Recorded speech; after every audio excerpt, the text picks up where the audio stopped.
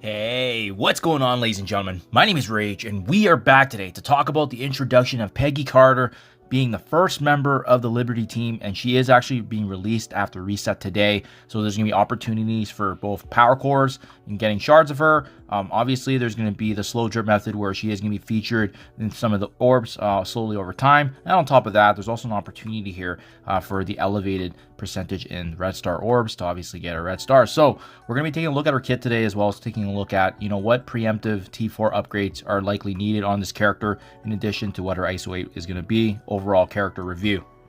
Now, in case you guys missed the boat on this, the Liberty team is going to be a war luxury team, so it may or may not indicate how much you want to invest in this team. They're not technically required for anything right now. We don't know as of currently if they're required for some sort of future legendary character, but if they are, then there likely will need to be some necessary upgrades here and there, and obviously investments. But we don't know anything in the time being. But you can see here, Peggy Carter, what she's going to be bringing to the team is the fact that she actually has a lot of debuffs. Her slow, stunning, and ability block do target enemies, and it's going to be giving her that kind of extra value add in terms of providing support for the team. Not so much damage, but we'll take a look closer in the details of what she's going to be bringing. But you can see here, she manipulates her enemies to control the battle, crippling the enemies with negative effects like slow, stun, ability block. Her passive is particularly powerful because it allows her to actually attack the most injured enemy at the end of any Liberty ally turn, if she does not have 2 or more exhausts for piercing before applying slow and heal block. And additionally, she also causes enemies with taunt to take additional damage from all sources. So more notably, if you're bringing this character up in war, and that's really what the value is going to be here, right, is that her special does also apply trauma to the primary target, and her ultimate also applying trauma to all enemies, especially if she has essentially the full Liberty team with 3 or more allies. Her passive doing obviously that piercing damage, and then again here the value add is the fact that enemies with slow cannot gain speed up, nor can they fill up the speed bar for themselves. So we're seeing this mechanic more and more now. That's kind of been the way to counter and essentially work against the speed meta that was previously so prevalent in the game, right? So as I said, her release is going to be out and reset today, so that's why we just wanted to do a preemptive review here. But yeah, it's a great nod. I mean, a lot of similarities, obviously, to Sharon Carter with their bloodline and whatnot. But I love the new skin that they have for her, and it gives a nod to Peggy as well with that Captain America kind of history there. Let's take a look. So basic ability, nothing too crazy here. It's taking aim. As you can see, she's just gonna be applying damage here to the primary target. It slowly does increase as you level this up. There's also gonna be a slow, and then as well, if you are to T4 this basic ability here, copy and clear 3 positive effects excluding taunt from primary to herself. So this is actually a really good ability, because if you're not able to use a special or ultimate, she's able to actually grant herself some buffs to give her some much needed protection. But let's take a look at the special and ultimate first before we jump the gun. But yes, this is a nice T4, so that way it gives her a little bit of value for the basic ability, because otherwise it's just a normal attack with a slow addition, which doesn't really do much.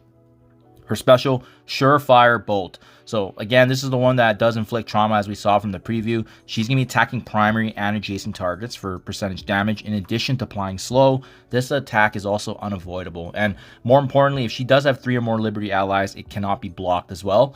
Leveling this ability, the slow lasts longer. There's actually a stun that's involved here. So kind of similar to Sharon Carter in that respect. In war, applying trauma to the primary target, and then with the T4 upgrade here, she also clears immunity from primary and adjacent targets, and in war the trauma does last for a full 2 turns here. So definitely looks like a must upgrade here, especially if you're bringing this character up into war. If you're not, then this is probably something you can save on, but I still like the fact that she can clear the immunity, because it essentially prevents anybody from obviously gaining that protection against debuffs. So I really like that. In my eyes, this is a necessary and must-have upgrade, especially if you're bringing her up to the intended game mode. Her ultimate is Crossfire, clearing all barrier from all enemies, attacking all enemies in addition to slow, as well as applying vulnerable as well. So that's very notable, because obviously the vulnerability, there's going to be some additional damage that can be applied onto enemies, right? You can see slow also lasting for this, getting applied. There's also an ability block here. So lots and lots of things going on here in terms of debuffs, and the ability block lasting actually for 2 full turns on the primary target. And lastly, with the T4, this is where the trauma once again kicks in for the 2 full turns. So the special and ultimate, in order to get the full value of that trauma, you do need to T4. Otherwise, if you're planning to use her in some other way aside from war, then the level 6 makes the most sense just in terms of value until you actually elevate this character up. So definitely an asterisk there if you guys are planning to bring her. And then lastly, the Dryad. This is the passive ability here. At the end of any Liberty ally turn, if she does not have the 2 or more exhaust, which prevents them obviously from repeating this over and over if they're on defense, right? Attacking the most injured enemy for 50% piercing. In war, attack that enemy for 150% piercing instead. Also applying slow once again.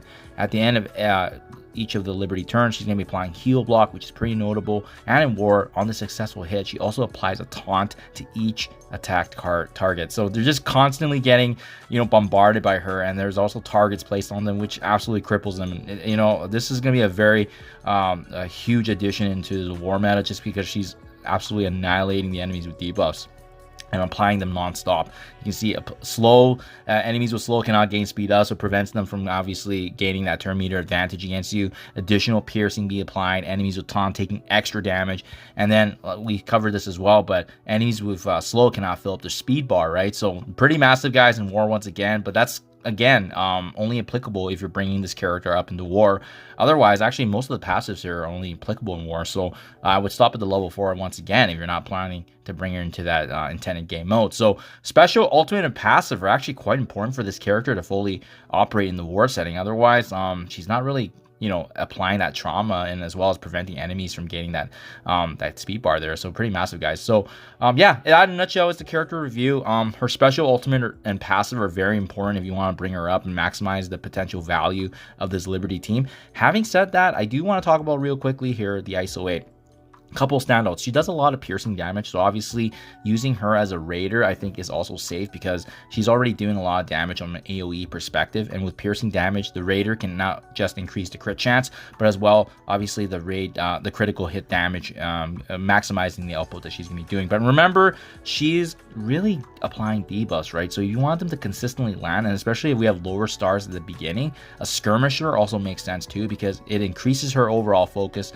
Therefore, applying that likelihood that these debuffs are going to stick on the enemies, that's probably one I would use if you have lower stars. And if you have her on higher star levels, then you can actually pivot over to the raider where focus is not an issue. So there you guys have it. Let me know what you think in the comments below. For myself anyways, I am actually more focused on the PvE content if you guys follow my channel. So in that case, arena, raids, dark dimension game mode. So overall, I'm gonna pause right now in terms of using power cores, because typically we've seen that these character releases come out 2 to 3 weeks after their introduction. So we can actually expect her a free-to-play event likely at the end of the month, if you guys are patient with that. So that's probably what I'm doing for now, unless we hear otherwise that Liberty is needed for some other future team, in this case maybe a legendary, then I would be interested in maybe getting a head start with the power cores. But that's my game plan for now, guys.